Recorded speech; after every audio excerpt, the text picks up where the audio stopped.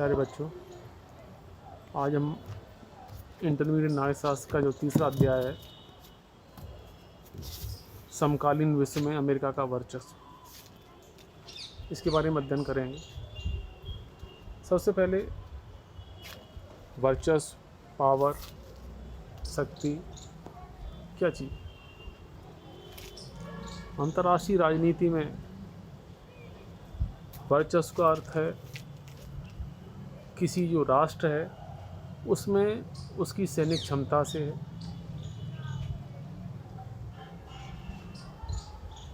वो जो राष्ट्र है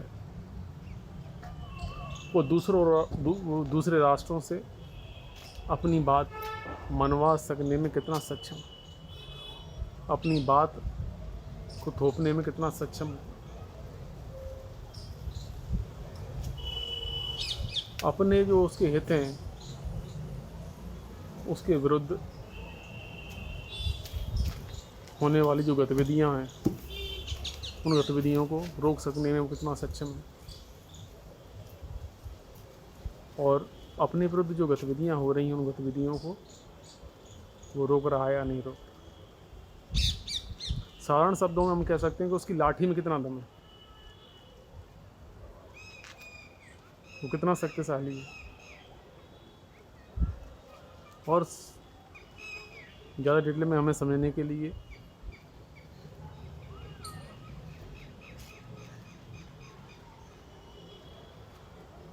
घरेलू राजनीति व अंतर्राष्ट्रीय राजनीति दोनों के बारे में अध्ययन करना पड़ेगा। घरेलू राजनीति के अंतर्गत उस देश का जो संविधान है उस संविधान के अनुसार उस देश की शासन व्यवस्था का संचालन होता है, और उस देश में संविधान सर्वोच्च है जिसका सभी जो राज्य में रहने वाले लोग हैं वह सरकारों सभी को उस संविधान का पालन करना पड़ता है। जबकि घरेलू राजनीति में ऐसा, जबकि अंतर्राष्ट्रीय राजनीति में ऐसा नहीं। अंतर्राष्ट्रीय राजनीति में हालांकि अंतर्राष्ट्रीय संगठन है, संयुक्त राष्ट्र संघ है, अंतर्राष्ट्रीय न्यायालय है, अन्य संगठन है, लेकिन इतिहास इस बात का साक्षी रहा है कि ये संगठन भी जो प्रभावशाली राष्ट्र हैं उन राष्ट्रों को मनमानी करने से नहीं रोक सकते। अभी हाल ही में कुछ समय पहले साउथ चाइना सी के प्रश्न पर फिलीपींस अंतर्राष्ट्रीय न्यायालय में गया था। अंतर्राष्ट्रीय न्यायालय ने चीन के विरुद्ध डिसीजन दिया, लेकिन चीन ने अंतर्राष्ट्रीय न्यायालय के डिसीजन को भी नहीं माना। इस बात का ये जीता जागता एक उदाहरण है। अब अमेरिका के संबंध में 1990 के बाद सोवियत संघ कमज़ोर हुआ, सोवियत संघ विघटन हो गया सोवियत संघ का। अब विश्व में केवल एकमात्र जो शक्ति है, जो पावर बची है, वो संयुक्त राज्य अमेरिका है। आज अमेरिका विश्व की हर घटनाओं को प्रभावित करने की ताकत रखती है। अंतर्राष्ट्रीय राजनीति में उसका वर्चस्व बढ़ रहा है। अब अंतर्राष्ट्रीय राजनीति में एक अमेरिका का शक्ति के रूप में उदय होना। द्वितीय विश्व युद्ध के बाद अंतर्राष्ट्रीय राजनीति में काफ़ी परिवर्तन आए। जो द्वितीय विश्व युद्ध था वो यूरोप में लड़ा। यूरोप की जो मुख्य जो शक्तियाँ थीं इसमें इंग्लैंड, फ्रांस जीतने वालों में थे, हारने वालों में इटली, जर्मनी ये प्रमुख थे। तो द्वितीय विश्व युद्ध के बाद हारने और जीतने वाले राष्ट्रों में कुछ ज़्यादा अंतर नहीं रह गया। दोनों की अर्थव्यवस्था डामाडोल हो चुकी, जबकि अमेरिका के साथ ऐसा नहीं। अमेरिका ने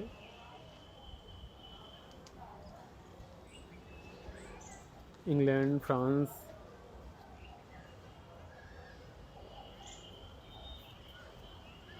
व अन्य देशों को मार्शल योजना के अंतर्गत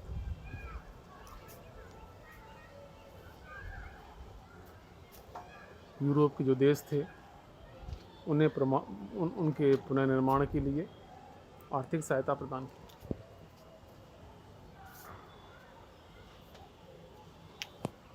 द्वितीय विश्व युद्ध के बाद अमेरिका जहां अपनी तकनीकी ज्ञान व आर्थिक तकनीकी कारण विश्व की एक प्रमुख सैनिक शक्ति के रूप में वो उभरा, वहीं रूस अपने तकनीकी ज्ञान व सैन्य क्षमताओं के कारण विश्व की एक सैनिक ताकत के रूप में उभरा। अमेरिका में जहाँ पूंजीवादी व्यवस्था का केंद्र था अमेरिका, वहीं सोवियत संघ साम्यवादी व्यवस्था का सूचक। दोनों देशों की जो व्यवस्था थी, साम्यवादी व पूंजीवादी व्यवस्था, ये विश्व में एक बैलेंस का काम कर रही थी। लेकिन 1990 के बाद, सोवियत संघ के विघटन के बाद रूस जो टूट गया, लेकिन अमेरिका आज भी एक विश्व पावर बना हुआ है। 1992 में जहां वार्सा जो पैक्ट था वो भंग कर दिया गया, जबकि नाटो संगठन आज भी चल रहा है जिसमें अमेरिका व उसके सहयोगी देश शामिल हैं। अब हम देखेंगे कि अमेरिकी जो वर्चस्व है, अमेरिका का जो पावर है, अमेरिका इतना शक्तिशाली क्यों है, उस शक्ति के पीछे क्या कारण है कि आज अमेरिका इतना शक्तिशाली है। तो सबसे पहले जो शक्ति के जो कारण हैं वो अमेरिका की सैन्य क्षमता। अमेरिका की जो सैन्य क्षमता है, आज उस सैन्य क्षमता के आसपास विश्व का कोई देश नहीं।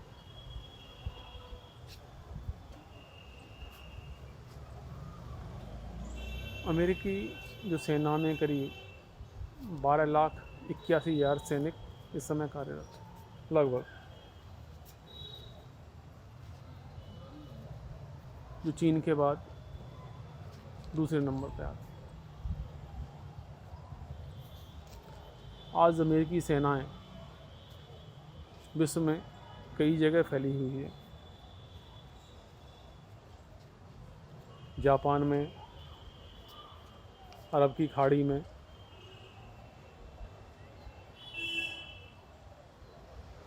उसके नौसैनिक अड्डे हैं।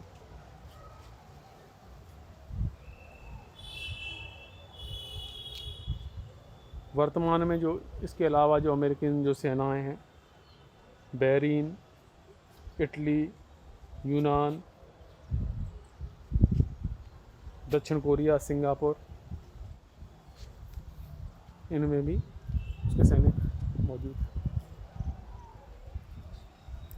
आज विश्व में अमेरिका सबसे ज़्यादा अपनी सेना पर रक्षा बजट खर्च करता है। जो अमेरिका अपनी सेना पर रक्षा बजट खर्च कर रहा है, उस बजट के आसपास कोई भी देश नहीं है जो उस रक्षा बजट के आसपास आ सके। अमेरिका की जो सेनाएं हैं, विश्व की सबसे आधुनिक और सबसे शक्तिशाली सेना है। अमेरिका के जो हथियार, अमेरिका की जो टेक्नोलॉजी जो है, वो विश्व की बहुत श्रेष्ठ टेक्नोलॉजी। अमेरिका जो अपने सैनिकों के ऊपर सैनिकों के ऊपर जो खर्च करता है, उतना खर्चा विश्व का कोई देश नहीं करता। आज उसके पास जो हथियार हैं, चाहे फाइटर प्लेन हो, चाहे पनडुब्बियाँ हों, चाहे उसकी मिसाइलें हों, चाहे पायलट रहे तो उसके विमान हों, इन सब टेक्नोलॉजी में अमेरिका विश्व में सबसे आगे है।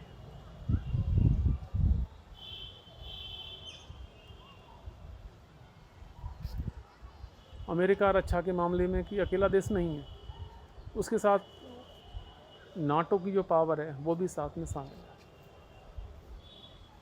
उस नाटो में करीब 29 देश इसमें शामिल है।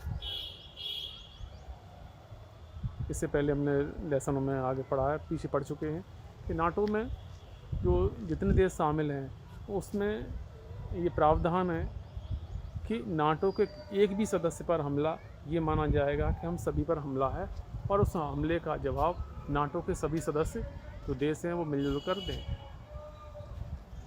तो अमेरिका के पीछे, अमेरिका की शक्ति के पीछे नाटो भी शामिल है।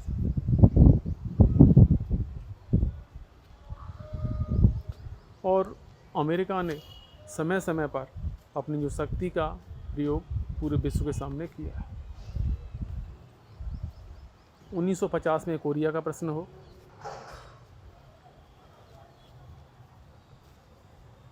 चाहे 1991 में और 2003 में इराक के विरुद्ध सैन्य कार्रवाई का प्रश्न हो,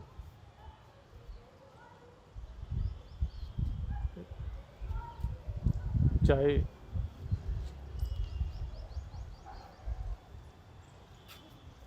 आगे लीबिया का प्रश्न हो, सीरिया का प्रश्न हो, जहाँ जहाँ अमेरिका के हित प्रभावित हुए हैं उसमें अमेरिका ने अपनी जो पावर है, अपनी शक्ति है, उस शक्ति का जो है लोहा पूरे विश्व से मनवाया।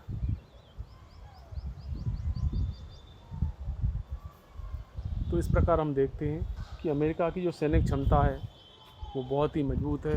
अमेरिका की जो लाठी है उसमें इतना दम है कि उस लाठी के दम पर वो विश्व से जो चाहे वो अपनी दादागिरी, अपनी जो है अपनी इच्छा विश्व से मनवा सकता है। अमेरिकी वर्चस्व का ये दूसरा कारण है अमेरिका की आर्थिक व तकनीकी शक्ति। किसी भी देश के विकास के लिए उसकी आर्थिक व तकनीकी शक्ति काफ़ी अहम भूमिका रखती है। आर्थिक दृष्टि से देखें हम तो अमेरिका वर्ल्ड की सबसे बड़ी अर्थव्यवस्था है। अमेरिकी अर्थव्यवस्था के आसपास में कोई भी देश नहीं टिकता। अमेरिका के बाद जो दूसरी वर्ल्ड की सबसे बड़ी अर्थव्यवस्था है वो चीन की है, और तीसरा स्थान जापान का है।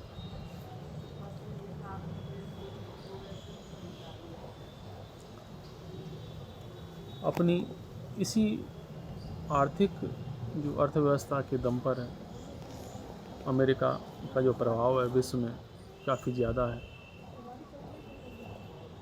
अंतर्राष्ट्रीय मुद्रा कोष हो, G20 हो, विश्व बैंक हो, चाहे यूएनओ में तो करीब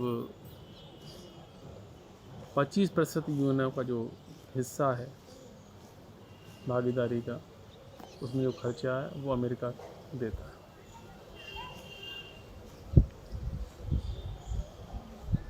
तकनीकी क्षेत्र में भी हम देखें अमेरिका विश्व का जो सबसे हाईएस्ट जो तकनीक है वो अमेरिका के पास है।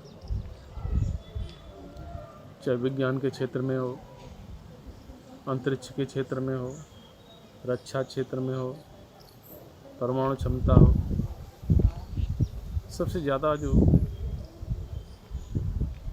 अग्रणी यदि कोई देश है तो वो अमेरिका है। अमेरिका ने ही परमाणु क्षमता जो विश्व में सबसे पहले हासिल की थी, उसी का प्रयोग उसने जापान में हिरोशिमा और नागासाकी पे किया, जैसा कि हम सभी जानते हैं। वर्तमान युग सूचना का युग है। सूचना क्रांति के क्षेत्र में भी अमेरिका के आसपास कोई नहीं है।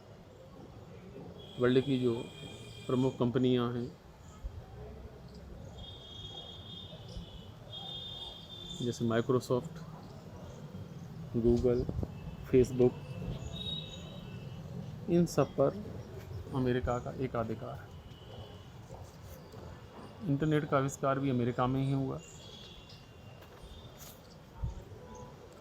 आज कोई भी देश को आधुनिक तकनीक चाहिए तो वो आधुनिक और उन्नत तकनीक के लिए अमेरिका पर ही निर्भर है।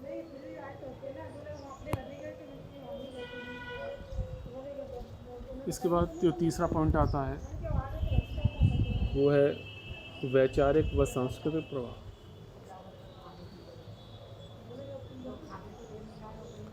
उन्नीस सौ इक्यानवे के बाद सोवियत संघ कमज़ोर हो गया, वो अपनी परेशानियों में ही घिर गया। साम्यवादी व्यवस्था पतन की ओर जाने लगी। तो जो अमेरिका की जो पूंजीवादी व्यवस्था थी उसका विश्व में प्रभाव पड़ा। आज पूंजीवादी व्यवस्था का प्रसार लगभग पूरे विश्व में फैल चुका है, उसका ही बोलबाला है।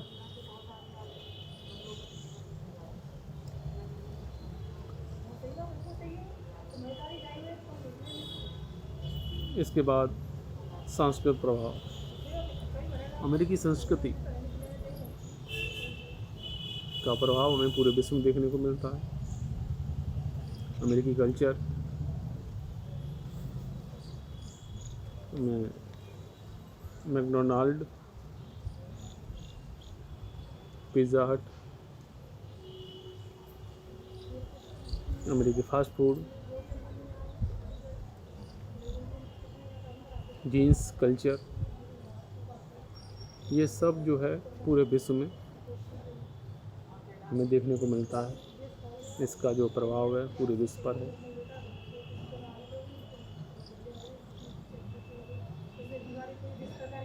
तो इन सब आधार पर हम कह सकते हैं कि आज अमेरिका जो है विश्व की एक प्रमुख शक्ति के रूप में उभर रहा है। क्या है इस समय जो है अमेरिका की शक्ति के आसपास आज कोई भी देश नहीं। अमेरिकी वर्चस्व का प्रदर्शन। अमेरिका ने अपनी शक्ति का, अपनी पावर का जो उपयोग किया उसके बारे में हम अध्ययन करेंगे। 1991 के बाद सोवियत संघ अपनी परेशानियों में गिर गया। सोवियत संघ का विघटन होगा। सोवियत संघ के विघटन के बाद विश्व को अमेरिका की पावर दिखाई देती है, जो अमेरिका ने अपनी पावर का यूज़ किया। इसमें सबसे पहले हम इराक के प्रश्न पर अमेरिका की जो पावर देखेंगे। प्रथम खाड़ी युद्ध 1991 में इराक के विरुद्ध हुआ, जिसे ऑपरेशन डेजर्ट स्टॉर्म के नाम से हम जानते हैं। खाड़ी युद्ध की जो शुरुआत है, खाड़ी युद्ध का जो प्रारंभ है, वो तब शुरुआत हुई जब इराक के जो तानाशाह थे सद्दाम हुसैन, उन्होंने 2 अगस्त 1990 को कुवैत पर कब्जा कर लिया।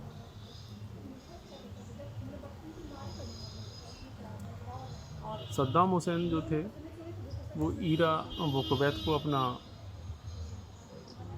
एक सूबा समझते थे। कुवैत इराक का पड़ोसी कंट्री है। खनिज तेल कुवैत में काफ़ी मात्रा में उसका भंडार है।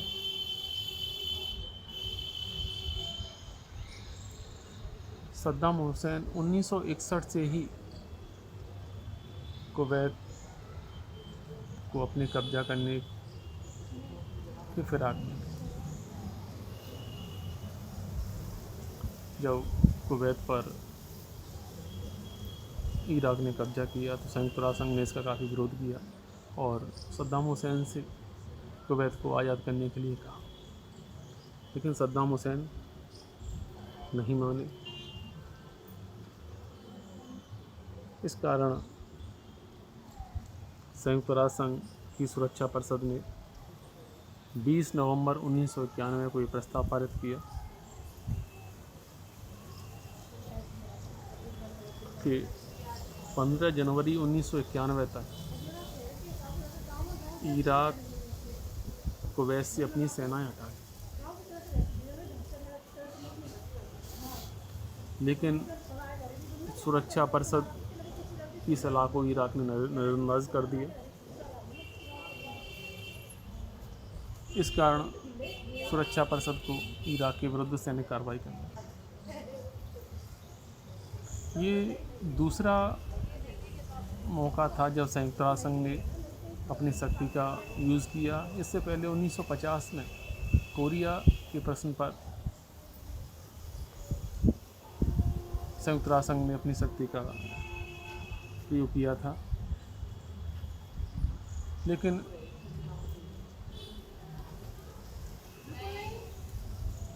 इस बार रूस कमज़ोर पड़ गया। रूस ने वीटो का पावर नहीं किया और रूस अपनी घरेलू समस्याओं में ही घिरा हुआ था। अंत में 17 जनवरी 1991 को इराक के विरुद्ध अमेरिका ने संयुक्त राष्ट्र संघ की परमिशन के आधार पर इराक पे हमला किया। अमेरिका के साथ 34 देशों की सेनाएं और थीं जिन्होंने इस हमले में अमेरिका का साथ दिया।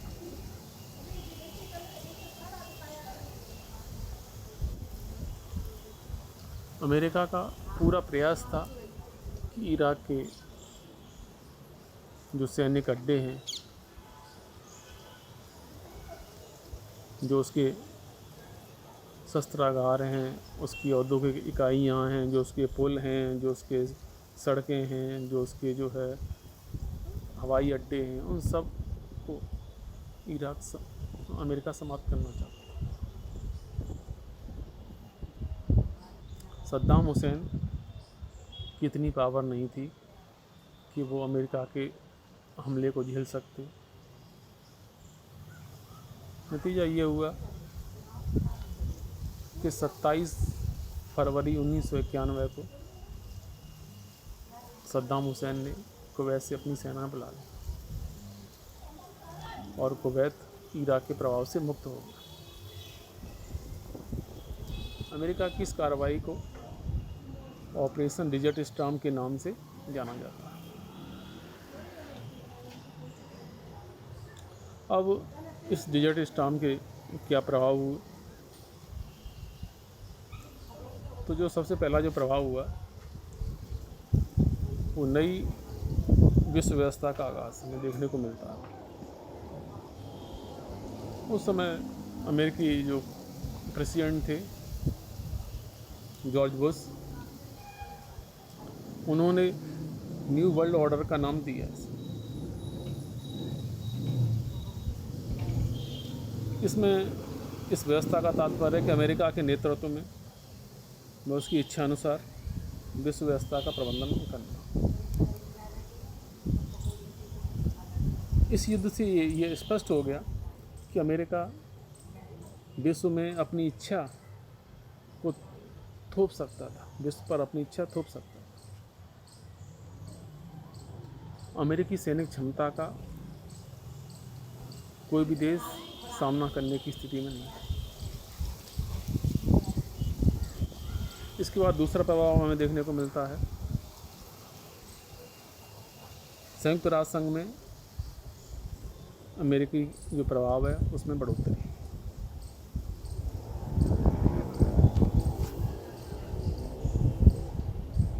सोवियत वीटो के अभाव में अमेरिका सुरक्षा परिषद से अपनी मनमानी करने में सफल होने लगा।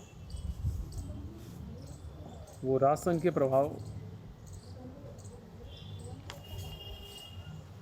को प्रभावित करने में भी सक्षम होने लगा। इसके बाद हमें जो तीसरा प्रभाव जो देखने को मिलता है वो अरब देशों में फूट। प्रथम खाड़ी विश्व युद्ध में अरब देशों ने खुद इराक के विरुद्ध सैनिक कार्रवाई में भाग लिया। लगभग 12 अरब कंट्रियों ने इराक के विरुद्ध इस अभियान में भाग लिया, जो अमेरिकी नेतृत्व में अमेरिकी सेनाओं के साथ वो शामिल थे।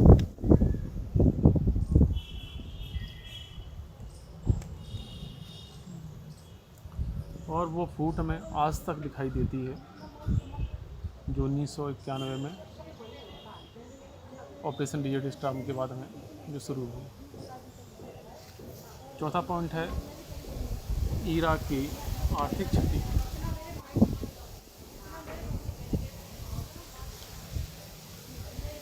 इराक व कुवैत में बमबारी से इराक को काफ़ी क्षति हुई। इराक की अर्थव्यवस्था लड़खड़ा गई व तेल के दामों में अप्रत्याशित हमें वृद्धि देशों में देखने को मिलती है। पांचवा पॉइंट है अमेरिकी जो सैनिक क्षमता है व तकनीक है उसकी हमें श्रेष्ठता दिखाई देखने को मिलती है।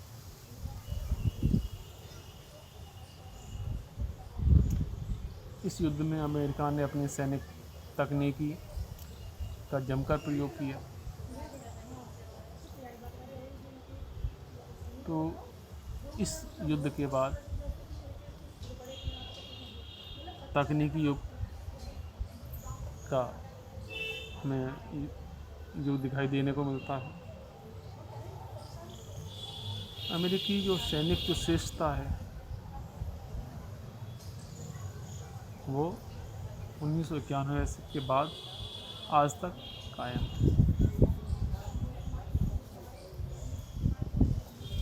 तमाम जो विश्लेषक हैं आलोचक हैं उन्होंने अपनी प्रतिक्रिया भी दी है। वो अमेरिका के बढ़ते जो वर्चस्व से चिंतित भी हैं। लेकिन दूसरा पहलू ये भी है कि अमेरिका द्वारा इराक द्वारा कुवैत पर जो कब्जा है उसे भी जायज़ नहीं ठहराया जा सकता।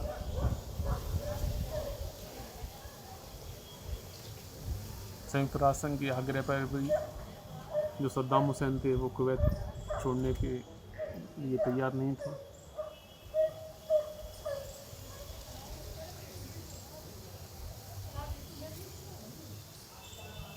कुवैत की आज़ादी के लिए आवश्यक था कि इराक के विरुद्ध सैन्य कार्रवाई की जाए।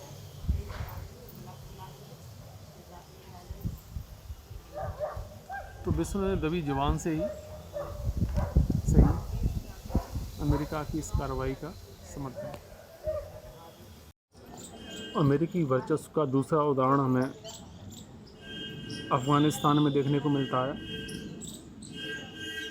अफ़गानिस्तान के विरुद्ध अमेरिका ने जो सैन्य हस्तक्षेप किया जिसे ऑपरेशन इंडियोर फ्रीडम के नाम से हम जानते हैं।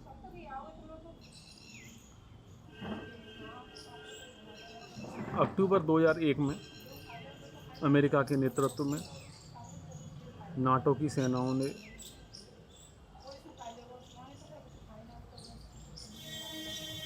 अफ़गानिस्तान के ऊपर आक्रमण किया। चूँकि यह आक्रमण 11 सितंबर 2001 को अल-कायदा के आतंकवादियों द्वारा न्यूयॉर्क जो अमेरिका का शहर है उसमें आतंकवादी हमला हुआ, जिसमें वर्ल्ड ट्रेड सेंटर के ऊपर आतंकवादियों ने हमला किया, जिसमें करीब 5000 से ज़्यादा लोग मारे गए, जिसमें अल-कायदा के प्रमुख जो आतंकवादी था ओसामा बिन लादेन उसका हाथ था। ओसामा बिन लादेन को अफ़गानिस्तान की जो सरकार थी तालिबानी उसका संरक्षण प्राप्त था।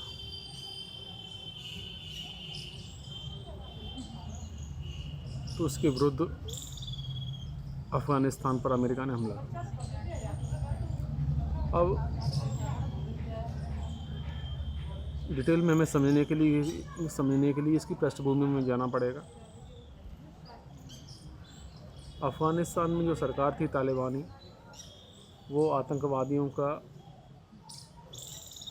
भरण पोषण कर रही थी। अफ़गानिस्तान सदैव से ही एक अस्थिर राज्य रहा है जो जनजातियों में विभक्त रहा, बटा हुआ रहा। अप्रैल 1978 में अफ़गानिस्तान में साम्यवादी क्रांति हुई तथा वहाँ पर बबरक करमाल के नेतृत्व में साम्यवादी सरकार की स्थापना हुई।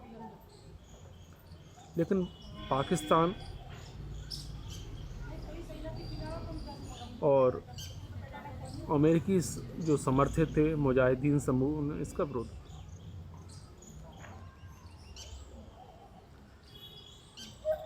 अमेरिका ने तो जो आतंकवादी, जो सरकार विरोधी जो मुजाहिदीन थे, उन्हें धन उपलब्ध कराया, हथियार उपलब्ध कराए और पाकिस्तान ने उन्हें ट्रेनिंग दी। पाकिस्तान में ट्रेनिंग दी गई।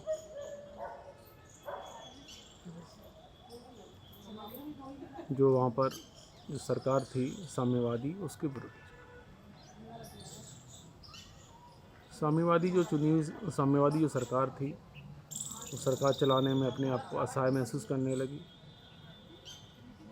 तो सरकार की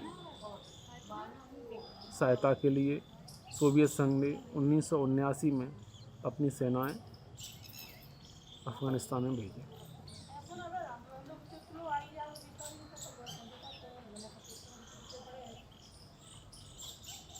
लाखों अफ़गानी मारे गए। सोवियत संघ को भी इसमें काफ़ी नुकसान हुआ, क्योंकि उन मुजाहिदीनों की जो सहायता थी वो यूरोप समर्थित देश और अमेरिका कर रहा था।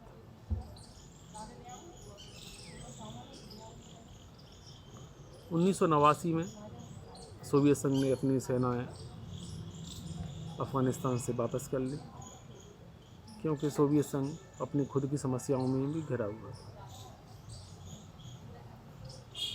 नतीजा ये हुआ कि वहाँ की जो सरकार थी वो नहीं चल पाई और सोवियत संघ की जो समर्थित सरकार थी नजीबुल्लाह सरकार, उसका 1992 में पतन हुआ।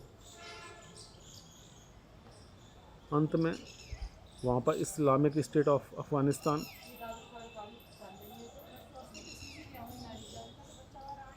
की स्थापना हुई, सरकार की स्थापना हुई।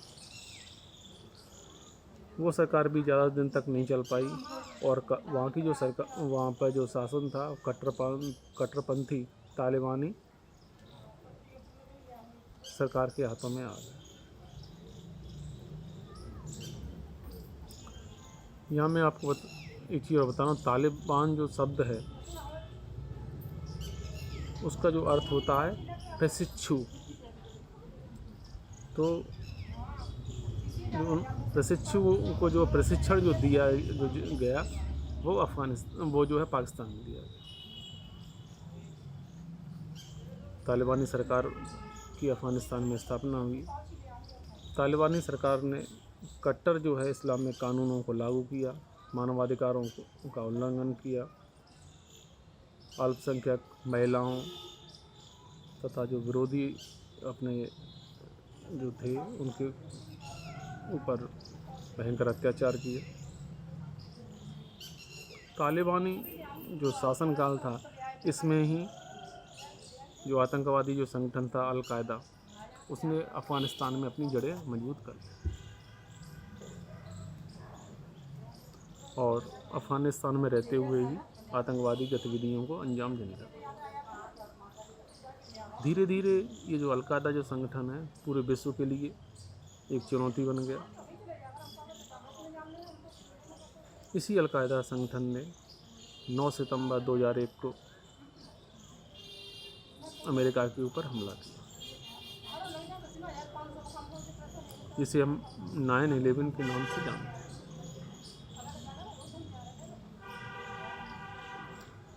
अभी हमने बताया कि अमेरिका की जो व्यापारिक केंद्र था न्यूयॉर्क में, इसे वर्ल्ड ट्रेड सेंटर के नाम से हम जानते थे। तो वर्ल्ड ट्रेड सेंटर की 2 इमारतें थीं। दोनों इमारतों पर आतंकवादी हमला हुआ, 2 जहाज टकराए गए और दोनों इमारतें ढा दी, जिसमें करीब 5000 आतंकवादी 5000 जो नागरिक थे वो मारे गए। इस घटनाक्रम में, इस टोटल जो घटनाक्रम में करीब जो आतंकवादी अल-कायदा के थे, उन्होंने 4 जो जहाज़ थे न्यूयॉर्क शहर से हाईजैक किए, और हाईजैक करने से पहले जो ट्रेनिंग भी न्यूयॉर्क में ली, और चारों जहाज़ों को 4 जहाज़ थे उन्हें हाईजैक किया, जिसमें से 2 जहाज़ वर्ल्ड ट्रेड सेंटर पे उन जहाज़ों ने हमला किया। बाकी 2 जहाज़ जो थे उनमें से एक जहाज़ ने